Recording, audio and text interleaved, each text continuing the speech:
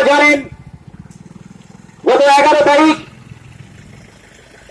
সবং সজনীকান্ত মহাবিদ্যালয়ের বাংলা বিভাগের এক স্বনামধন্য অধ্যাপক, যিনি ডক্টরেট ডিগ্রি সামনে জলায় ঝুলিয়ে রাখেন সর্বদা, সেই অধ্যাপক তারই সহকর্মী আদিবাসী সম্প্রদায়ভুক্ত অ্যাসিস্ট্যান্ট অধ্যাপক পাপিয়া মান্ডির বিরুদ্ধে যে ধরনের জাতি বিদ্বেষমূলক কথাবার্তা বলেছেন, যে ধরনের জাতি বিদ্বেষমূলক আচরণ করেছেন, তারই পরিপ্রেক্ষিতে আজ এই সবং সজনীকান্ত মহাবিদ্যালয়ে আমরা পশ্চিমবঙ্গ সন্ত্রাস প্রফেসরস অ্যাসোসিয়েশনের পক্ষ থেকে এবং West Bengal schedule tribe welfare অ্যাসোসিয়েশনের পক্ষ থেকে আমরা এখানে কলেজ কর্তৃপক্ষের নিকট আমরা আমাদের দাবিপত্র তথা ডেপুটেশনে সামিল হয়েছি। আমাদের সঙ্গে আদিবাসী গণসংগঠনের বহু নেতৃত্ব রয়েছেন।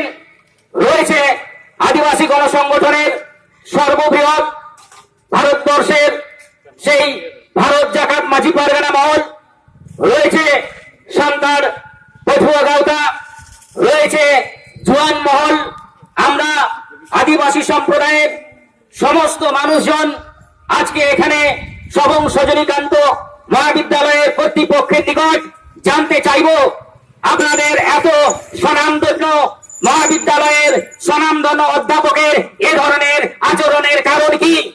কেন তিনি এভাবে এক আদিবাসী সম্প্রদায়ের একজন সহকারী অধ্যাপিকার বিরুদ্ধে এইরকম একটি জাতি বিদ্বেষমূলক একটি ন্যাক্কারজনক ব্যবহার করবেন? তিনি কি জানেন না যে ভারতবর্ষের সংবিধানে কি বলা আছে? তিনি কি জানেন না আমাদের ভারতবর্ষ আইন কি বলছে? যেখানে বলা হয়েছে সমস্ত জাতি ধর্ম বর্ণ নির্বিশেষে সবার সঙ্গে আমরা সাম্যবাদী ব্যবহার করব, সমমর্যাদা থাকবে এবং কোন রকমের জাতি বিদ্বেষমূলক জাতি অবমাননামূলক কোন ধরনের আচরণ করব না, কোনো ব্যবহার করব না। এই বোধটুকু যে অধ্যাপকের নেই, সেই অধ্যাপক কি করে নিজেকে ডক্টরেট বলে তিনি ঘোষণা করতে পারেন? এইটুকু বোধ যদি তার না থাকে, তাহলে আমি বলবো যে তার ওই ডক্টর ডিগ্রিটা তিনি যেন তার নামের সঙ্গে যুক্ত আর না করেন। আমরা জানি যে কলেজ বা বিশ্ববিদ্যালয়ে যারা পড়ান, যারা অধ্যাপনার সঙ্গে যুক্ত রয়েছেন, তারা যথেষ্ট সুশিক্ষিত হন, তাদের উচ্চ আদর্শ থাকে, তারা মানবিক হন, তারা বোঝেন, তারা স্টুডেন্টদেরকে পথ দেখান। এরকম ধরনের আচরণের মধ্য দিয়ে আমাদের সেই স্বনামধন্য অধ্যাপক ডক্টর বেরা কি সন্দেশ দিতে চাইছেন, তিনি কি জানাতে চাইছেন, তিনি স্টুডেন্টদেরকে কি শিক্ষা দেবেন?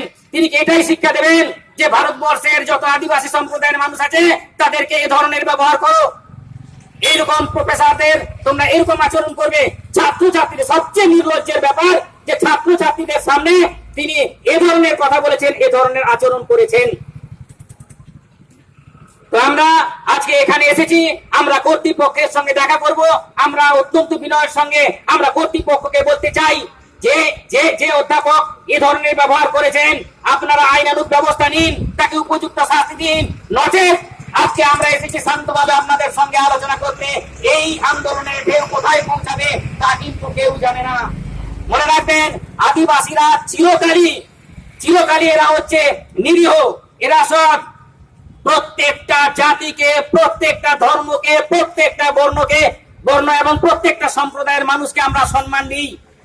আমরা চাই ভারতবর্ষের সব জাতি সব ধর্ম মিলে আমরা একসঙ্গে বসবাস করব, একসঙ্গে থাকবো। কিন্তু আমাদের দুর্ভাগ্যের বিষয়, আজকে আমরা যেখানে এত সুন্দর এত ভালো ব্যবহার সবার সঙ্গে করতে চাই, সেই সহকর্মী যাদের সঙ্গে আমাদের দিন রাত একসঙ্গে থাকতে হয়, যাদেরকে নিজেদের অগ্রজ, নিজেদের দাদা, নিজেদের অভিভাবক বলে ভাবি, তাদের কাছ থেকে আমাদের এরকম একটা আচরণ, এরকম একটা জাতি বিদ্বেষমূলক বার্তা আমাদেরকে শুনতে হচ্ছে। এই লজ্জা আমি কোথায় রাখি? এই লজ্জা আমাদের লজ্জা নয়, এই লজ্জা কলেজ কর্তৃপক্ষের লজ্জা। এই লজ্জা সেই অধ্যাপকের, যে অধ্যাপক নামধারী ডিগ্রি নিয়ে ব্যবহারটুকু শিখতে পারেননি। আমরা চাই এর একটা সুষ্ঠু বিচার হোক এবং যিনি দোষী তাকে উপযুক্ত শাস্তি বিধানের ব্যবস্থা করা হোক। নচেত আগামী দিনে আমরা আইনানুগ পথে তো হাঁটবই, তার পাশাপাশি আমাদের যত আদিবাসী সম্প্রদায়ের আমাদের যত গণসংগঠন রয়েছে, আমরা পরবর্তী ক্ষেত্রে আরো বৃহত্তর ভাবে এই কলেজের সামনে হাজির হব। সেই দিনও কিন্তু আমরা আর এইভাবে অনুনয় বিনয় নয়, আমরা আমাদের ন্যায্য দাবি কিভাবে আদায় করতে হয় তার কিন্তু জবাব আমরা দিতে বাধ্য হব।